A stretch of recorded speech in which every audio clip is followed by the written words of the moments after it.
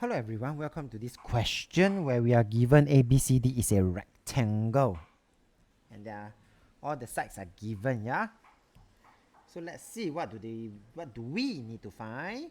We need to find this length of CF, and I do notice that we actually are able to get the length of the rectangle pretty easily.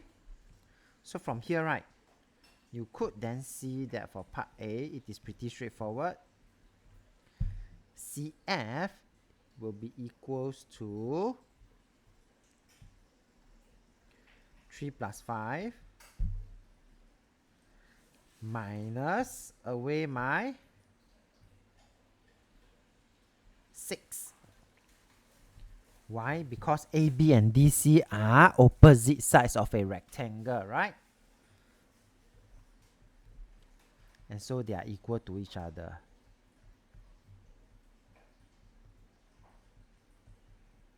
Okay? And this will give me a value of 2 cm. Find the area of AECF, which happens to be a trapezium.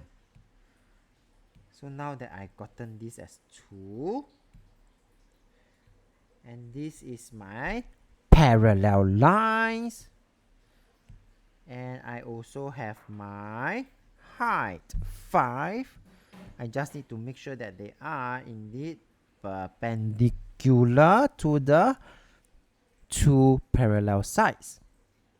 So for part B, the area of AECF is therefore equals to half times the sum of the parallel side, 2 plus 3, times the height, 5, to give me a value of 12.5 cm square. And what is the shaded area as a percentage of the area of ABCD? So for part C, the required percentage